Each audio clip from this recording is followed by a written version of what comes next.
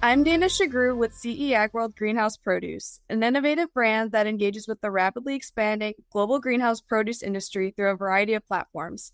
Our mission is to educate and connect greenhouse produce growers and industry allies to help them better understand and sustainably advance the global food industry. On this episode of CE Ag Talks, I'll be speaking with Penny McBride, a CEA strategist, business leader, and advisor. Penny is also on the CE Ag World Advisory Board. Penny, welcome to CE Ag Talks. Thanks for having me today. We're happy to have you here. Today, we'll be talking about Penny's start in CEA and how she came to wear so many hats in the industry. So to begin, Penny, you've spent more than 20 years working in the CEA space. Can you tell us more about how you got started in the industry? Well, it was, a little bit of an accident, I would have to say. It started back when I was involved as a co-founder of Vertical Harvest here where I live in Jackson Hole, Wyoming. I had been looking at just the opportunities to start a locally driven food system. And so the intention was just really look at any opportunities that were available to provide a local food source. Living in Jackson Hole is a little bit like living on an island.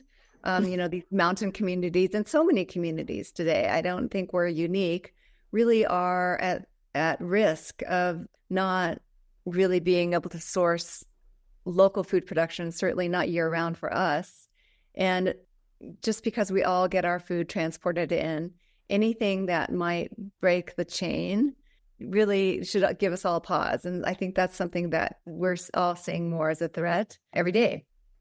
But anyway, get back to 2013, 2009, really. I had started thinking about this, and then some opportunities arose for partnerships. And so that's when I really started looking at what land was available here where I live. And that's when Caroline Croft brought to my attention the need for employment opportunities for her clients who have worked in the community for a long time, but many of them don't have the ability to drive. And so I started looking at opportunities with my community that might have land available.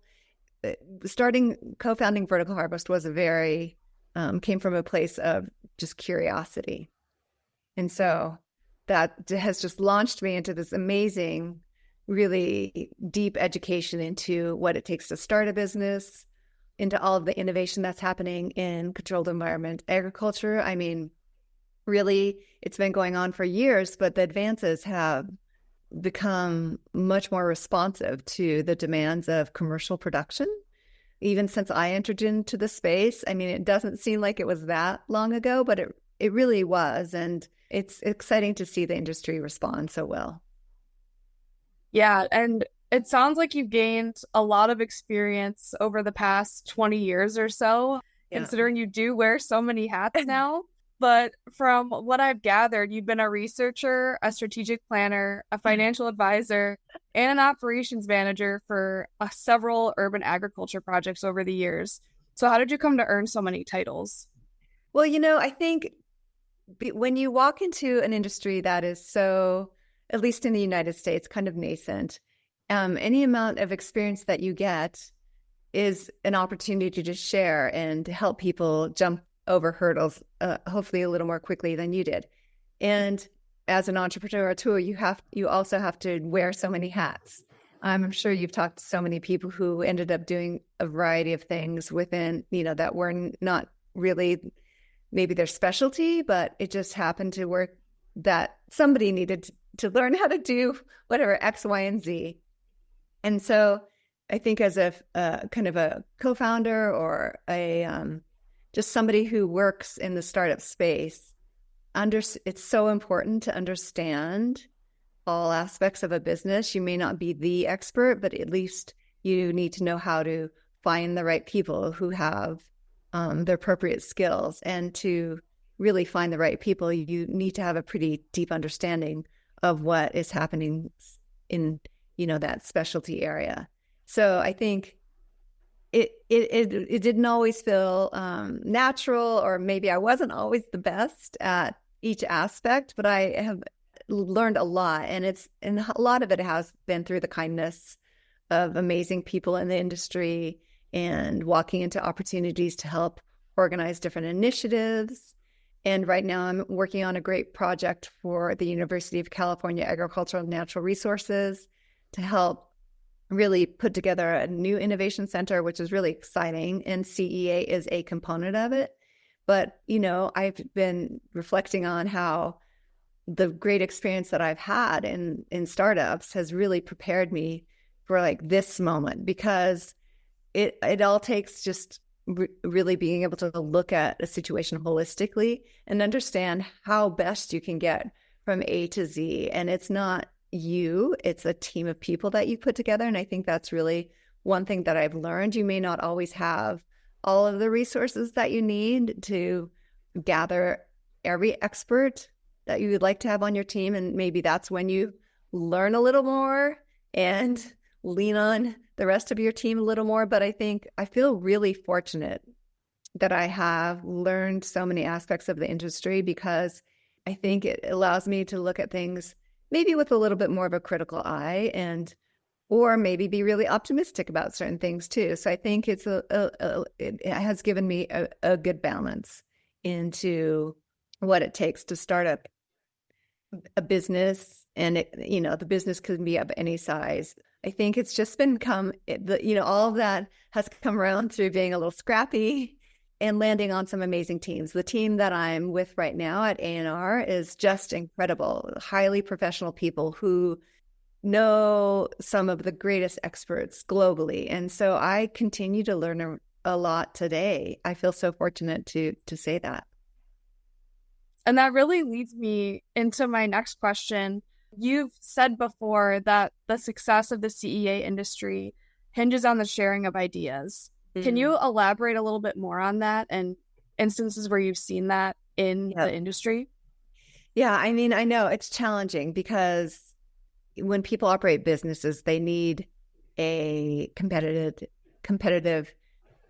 edge, a competitive advantage against, who people that they might see as a threat.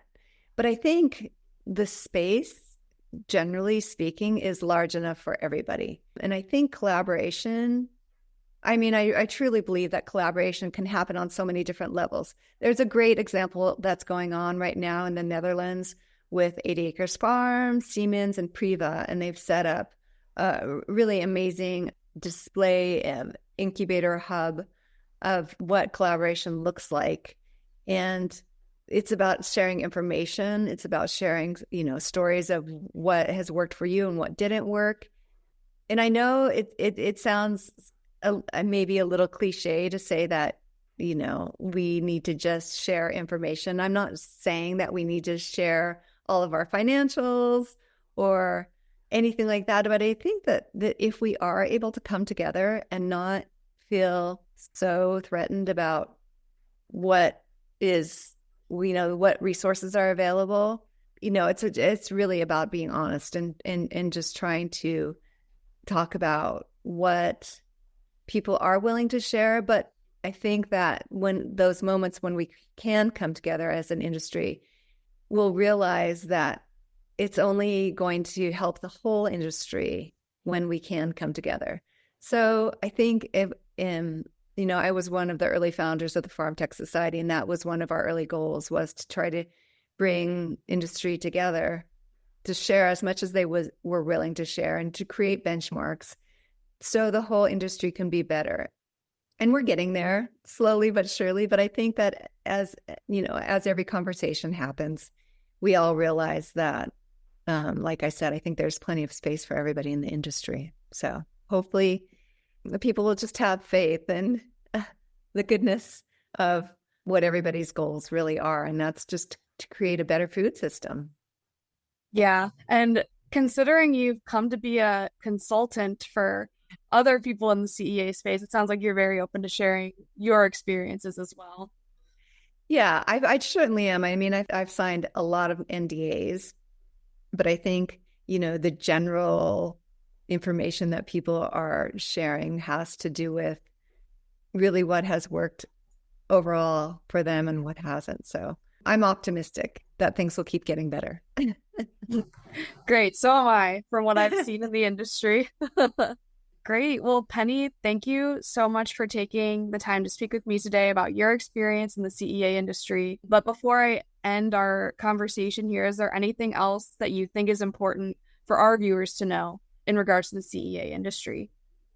Well, I mean, I think everybody should attend your event that's coming up soon. It's one more great opportunity to meet folks and to collaborate because as we've all moved to Zoom and remote working, I think that it is really great to meet in person and to take the time to chat and to really come together as an industry. So thanks for providing that opportunity for everybody. Yes, of course. We're also very much looking forward to our event at the end of August, and we're excited that you'll be there. Yeah, I can't wait. Thank you. All right. Thank you, Penny. And I'm sure we'll talk again on CEA Talk soon. Okay, great.